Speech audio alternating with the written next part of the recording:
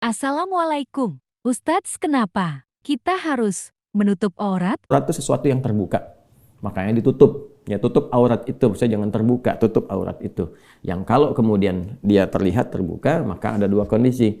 Satu, menyebabkan tidak nyaman untuk dilihat. Yang kedua, bisa melahirkan dorongan kepada hawa nafsu, keinginan-keinginan buruk untuk muncul. Ya, dan itu menjadikan setan tertarik untuk memberikan was-was. Ya, baik di laki-laki ataupun di perempuan. Nah, nanti ada batasan-batasan. Ya, apa batasan-batasan untuk laki-laki? Misalnya kan ada batasan-batasan tertentu. Taruhlah misalnya kalau kita perhatikan termasuk dari hadis-hadis Nabi Muhammad SAW yang dihimpun oleh para ulama kita, baik yang kemudian dari batasan perut sampai dengan ke lutut, itu kan, itu yang ditutup, itu kan yang paling standar. Ya, yang paling standar artinya bagian-bagian di luar itu pun kalau kita kemudian memenuhi itu semua dengan bisa menutupnya, tutup. Ya, tapi ada bagian-bagian yang tidak perlu ditutup untuk membedakan dengan perempuan.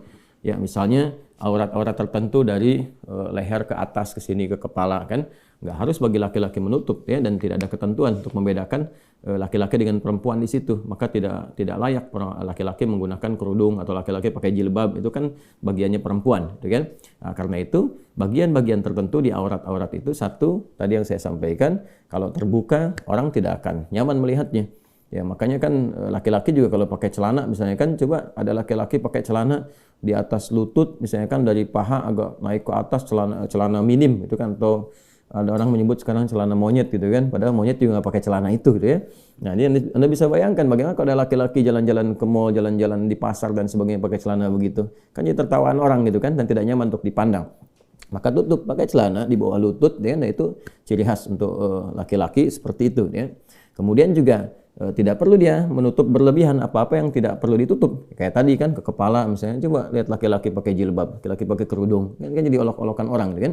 Nah, jadi hal-hal tertentu bagi laki-laki yang menjadikan kewibawaannya terjaga, itu bagiannya. Nah, perempuan ada bagian-bagian tertentu yang membedakan dengan laki-laki. Karena bagian dari tubuh perempuan itu sebagian besarnya adalah aurat. Maksud aurat itu apa? Aurat itu maksudnya ketika dia terbuka, itu berpotensi dua hal tadi. Ya, satu, ada bagian-bagian yang memang ketika terbuka tidak nyaman untuk dipandang.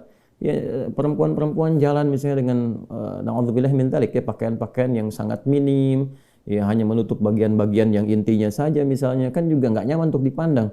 Ya, naik angkot pakai pakaian yang demikian kan orang juga nggak nyaman, gitu kan? Kemudian juga bagian-bagian tertentu yang memang secara umumnya bisa melahirkan syahwat. Ya, karena itu kemudian dijagalah perempuan tuh untuk menjaga kehormatannya. Jadi saking sayangnya Allah Subhanahu wa taala menurunkan ayat jilbab misalnya, asa yu'rafna fala yu'dain, supaya dia itu dikenali identitasnya sebagai perempuan yang terhormat, terjaga supaya tidak banyak diganggu. Ya, maka ditutup kemudian bagian dari atasnya sampai bagian dari ke bawahnya. Itu justru untuk melindungi perempuan ya. Saking sayangnya Allah, ya saya ingin melindungi hamba-hambaku yang perempuan, dijaga kehormatannya. Ya, supaya dia tidak mudah untuk disentuh, baik sentuhan langsung atau tidak langsung. Orang kan sentuhan langsung ya bisa dengan sentuhan-sentuhan bagian tubuh. Tidak langsung tuh dengan perasaan-perasaan tertentu yang secara tidak terhormat itu bisa terjadi gitu. Makanya dengan demikian diberikan kemudian oleh Allah Subhanahu wa taala lewat ketentuan syariat berpakaian yang terhormat bagi seorang muslimah. Ya, jadi kalau dalam persepsi manusia pakaian terhormat itu bisa beda-beda. Di tempat A sudah terhormat, tempat B belum tentu terhormat. Ya, itu kan budaya. Tapi dalam Islam Allah memberikan satu gambaran, satu spesifikasi. Ini loh yang ketentuan Allah mengatakan terhormat di hadapan Allah Subhanahu wa taala. Karena Allah Maha tahu bagaimana seseorang itu bisa menghormati orang lain. Ya, dengan pakaian apa seorang perempuan dipandang terhormat oleh perempuan yang lainnya atau juga oleh laki-laki yang berinteraksi dengan dia. Nah, Allah itu sampai tahu kan, Maha tahu keisi hatinya, Maha tahu kefikirannya.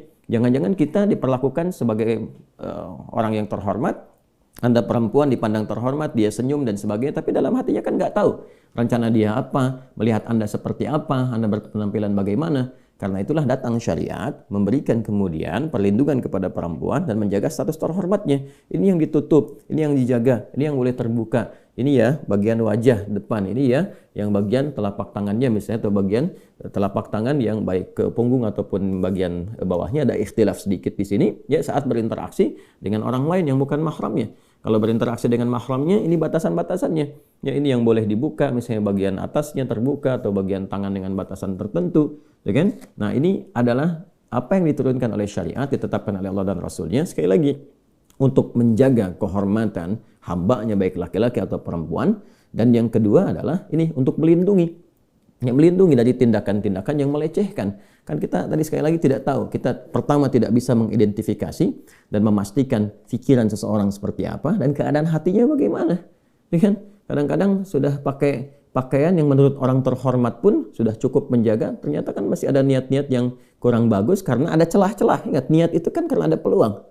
Ya, jadi jangan Anda simpulkan, ada orang-orang mengatakan, wah tetap aja kalau kita pakai pakaian syar'i ini pun kalau ada niat jahat tetap dilakukan. Niat jahat itu terjadi karena ada peluang. Jadi berpikirnya yang benar, yang sehat, yang rasional. Niat jahat itu terjadi karena ada peluang. Peluang itu hadir karena ada kondisi-kondisi yang mengakomodir itu. Nah, itu yang ditutup dalam agama. Tutup itu, jangan berikan kesempatannya sehingga diminimalisir itu terjadi. Ya. Nah, itu yang dimaksudkan dalam ketentuan syariat. Jadi nanti akan banyak turun ayat-ayat, ya baik di surah An-Nur misalnya atau nanti di surah Al-Ahzab misalnya, ya bagaimana Allah Subhanahu Wa Taala memberikan satu ketentuan-ketentuan baik bagi laki-laki ataupun khususnya bagi perempuan yang memang bagian-bagian dirinya itu ya ditampilkan oleh Allah Subhanahu Wa Taala dengan keadaan yang indah, dengan keadaan yang terhormat untuk tujuan-tujuan dan hikmah-hikmah tertentu. Nah, jadi jangan sampai tertukar. Ini yang kadang-kadang terjadi dalam kehidupan dan kita berlindung pada Allah Subhanahu Wa Taala supaya tidak terjadi hal yang demikian. Nah, kadang-kadang ditemukan misalnya perempuan-perempuan yang bahkan laki-laki pun tidak melakukan itu. Ya, laki-laki kan saya hampir tidak pernah menemukan ya. Ada laki-laki misalnya jalan-jalan di area publik ataukah di pasar-pasar, di mall dan sebagainya pakai pakaian-pakaian minim. Ya, laki-laki misalnya pakai pakaian celana di di atas lutut ke paha naik. Saya nggak pernah temukan tuh yang begitu laki-laki. Ya, jalan-jalan ke mall dan sebagainya nggak pernah mau dan nggak pernah ada gitu yang demikian. Maka jangan sampai perempuan melakukan yang bahkan laki-laki pun nggak melakukan itu. Ya, jangan sampai gitu ya terjadi dan semoga pandangan kita ditutup dari yang hal-hal yang demikian.